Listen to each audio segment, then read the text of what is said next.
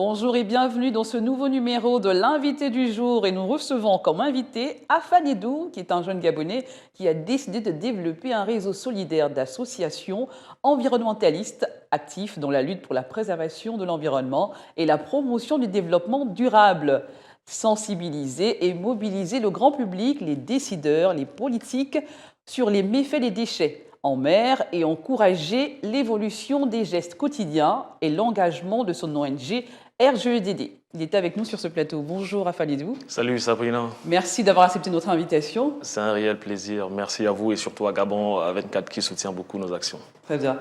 Alors Afanedou, c'est quand même une question, l'élimination des déchets et prendre soin de l'environnement immédiat. C'est une cause qui vous tient particulièrement à cœur. Pourquoi? Racontez-nous un tout petit peu. Exactement, parce que je suis un villageois.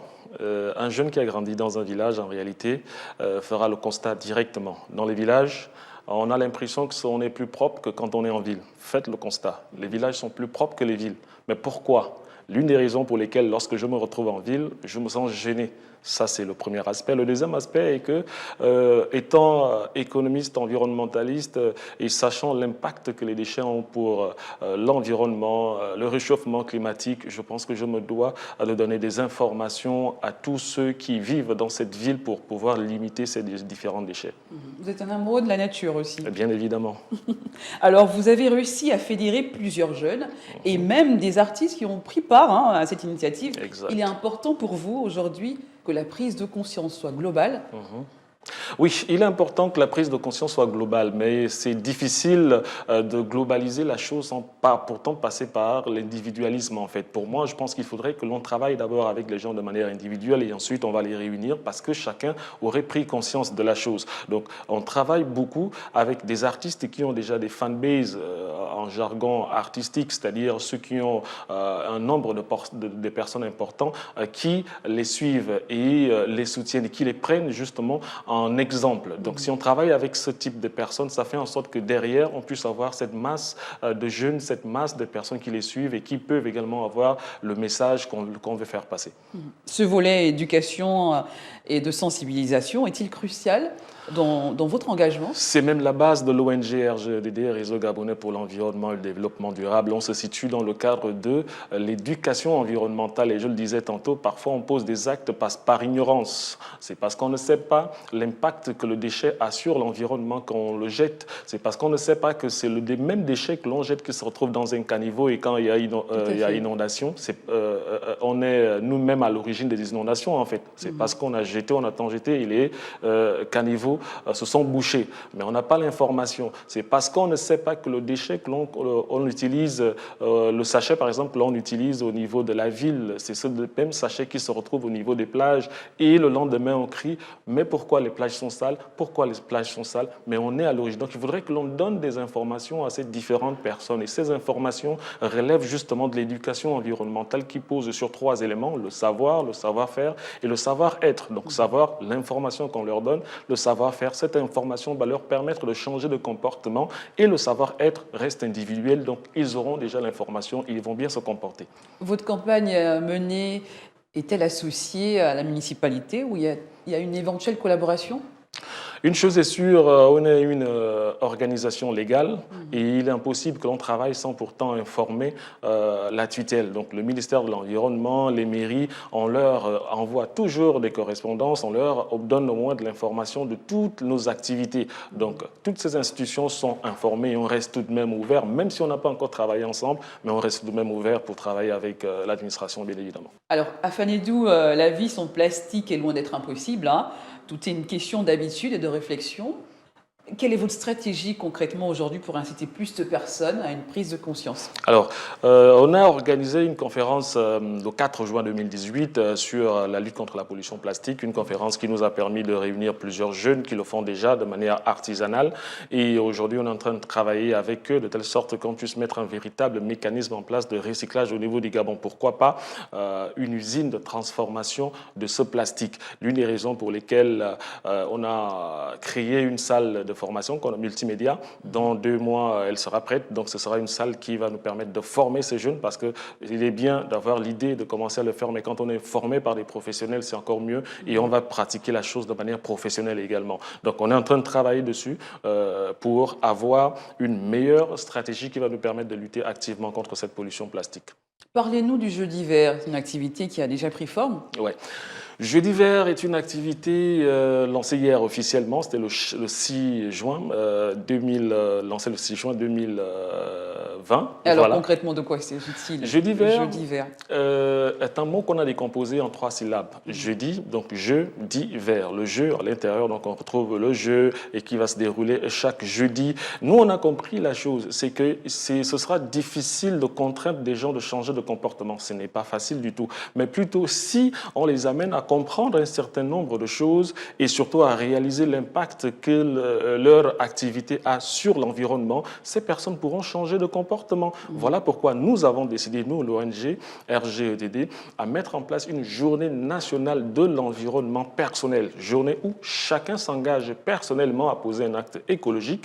Par exemple, un jeudi, chacun pourrait dire, moi, je n'utilise pas de sachet plastique, donc il passe toute une journée. La personne va se faire violence individuellement, ce n'est pas une contrainte. Donc si on a 1000, 2000, 3000 personnes qui font cela en une journée, essayez d'imaginer la réduction de déchets plastiques qu'on puisse avoir. Si on a une personne qui dit, bon, moi, chaque jeudi, je vais par exemple... chacun à son niveau essaie de poser un acte. Exactement, peu importe où il peut se retrouver. C'est ça le concept du jeu d'hiver.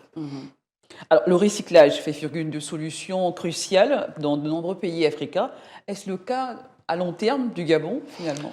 Bon, il est difficile pour moi, par exemple, de parler au nom du Gabon, mais plutôt au nom de l'ONG par rapport à nos différentes activités. Donc, très certainement, et je le disais tantôt, on est en train de travailler sur le recyclage parce qu'il est impossible de travailler dans l'optique de récupérer simplement des déchets et les jeter. D'ailleurs, toutes nos activités que nous faisons, nous avons déjà instauré le tri. Donc, on remet toujours les différents bénévoles 2 types de sachets. Des sachets pour mettre du plastique en premier lieu parce que c'est ce qu'on a déjà la possibilité de recycler ici et un autre sachet pour d'autres déchets organiques, acier et autres. Donc, les déchets plastiques sont récupérés par une start-up, par exemple, qui travaille avec un partenaire qui récupère et ensuite va les revendre pour le recyclage. Ça fait déjà une toute petite première chaîne que l'on a lancée. Elle n'est pas encore forte et l'activité non plus, simplement parce qu'on n'a pas de moyens, mais on essaye un peu de mettre les pistes pour que les choses évoluent et surtout que les gens comprennent. C'est ça notre Cette activité peut être un moteur aussi pour une création d'emplois, c'est de l'économie verte.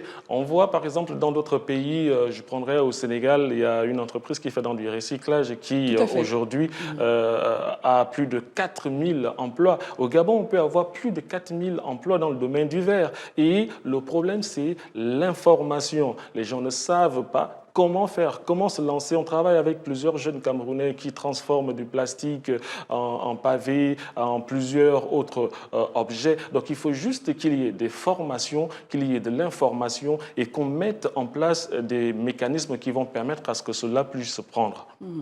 On parlait de cette prise de conscience. Aujourd'hui, les changements pratiques dans les familles sont venus des enfants, hein, il faut le dire, qui ont influencé les parents.